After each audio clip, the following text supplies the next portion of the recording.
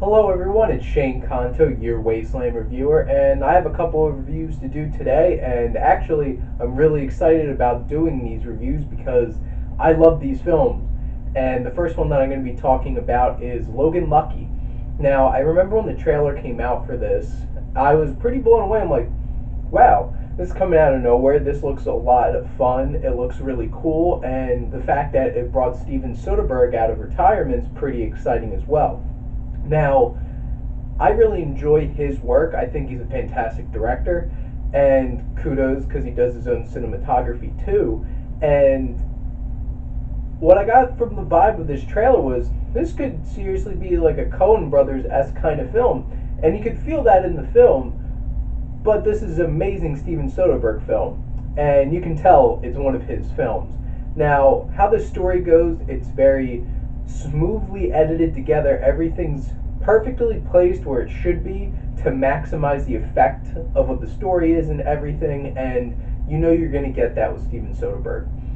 He really enjoys doing certain things like having a montage of getting ready for something with the voiceover, and then having a quick, like, cutting back to what actually happened and things that you might not have noticed, but they were definitely hinted at, so it's not like cheating writing or anything like that, but it does such a good job of keeping the story together and keeping it interesting and keeping you on your toes, and that's super important.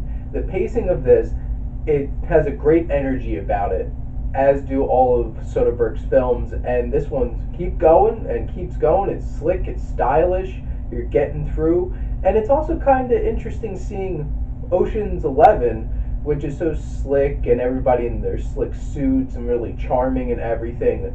That kind of idea put into a West Virginia setting with a bunch of like rednecks and people out in like the woods and stuff like that, and southern people, because it's a very different culture and a very different vibe of how charisma is seen in the South versus like these sharply dressed George Clooney, Brad Pitt kind of folks. And you have Channing Tatum and Adam Driver in this, and it's so interesting seeing how sleek and cool they made this, dealing with NASCAR and people that you wouldn't think are like sleek and stylish, but the film works out that way in such an awesome way that it really sticks out.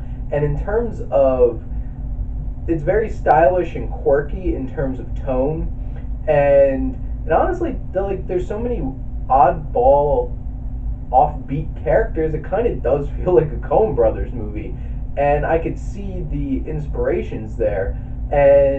But it plays out so well and is really engaging, and it's endearing and intriguing. It's an interesting story, what they're trying to do. You're sitting there trying to figure out how they're going to get this done, because they let you at the hints like, we got a plan, and seeing how it unfolds out is so cool and interesting in this film. And it's very heartfelt, and you feel for these characters and see why they're doing the things that they're doing.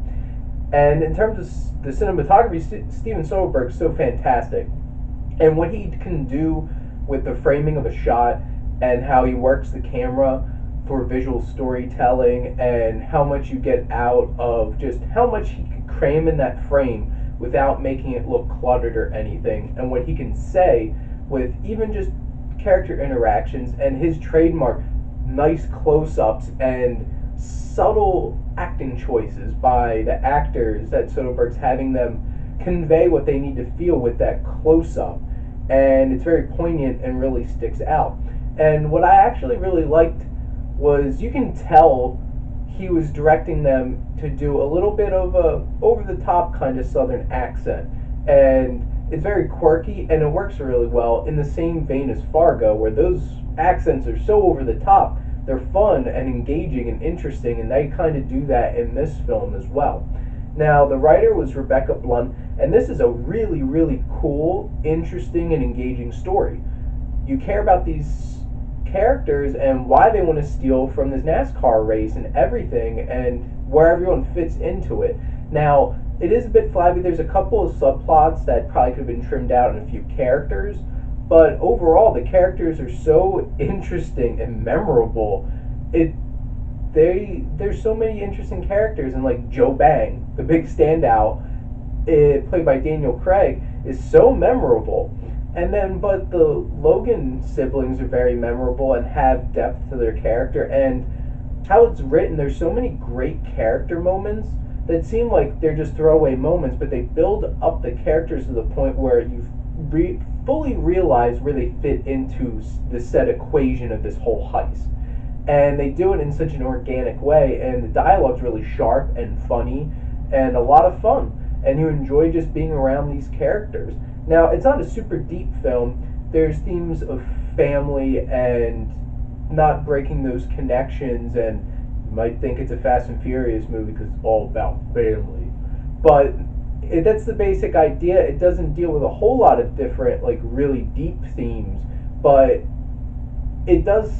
This film is so much fun and so engaging and endearing that you don't need to go into super, like, societal themes or even like deep psychological personal themes. It's just doing things for your family and that familial connection and being there, and they do that in a nice way in this film, and it really is heartfelt.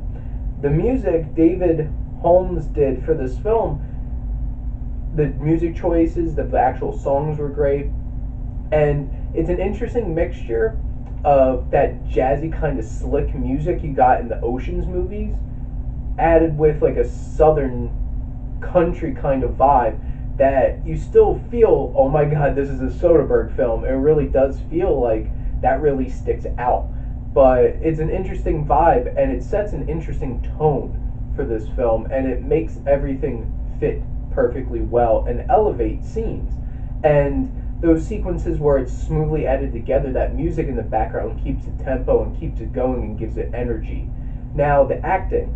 The real standouts, well, you have Channing Tatum and Adam Driver as the two main brothers, and they do a fantastic job. I'm really impressed by Channing Tatum. I used to hate him, and I've probably done some other reviews on here where I explained, I know I did 22 Jump Street.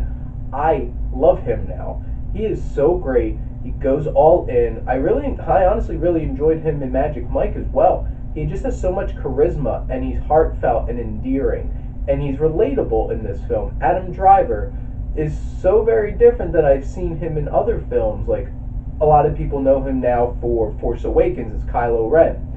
Moody, emotional, I need to grow up and have anger management problems. In this one, he's so low-key and so awkward and such a downer, but like in such a nice, interesting way that he is so down to earth and friendly. But the big standout is Daniel Craig. I never would have expected to see him in a movie like this, and he brings so much life to Joe Bang and makes him so memorable that it's just like, well, he steals the show.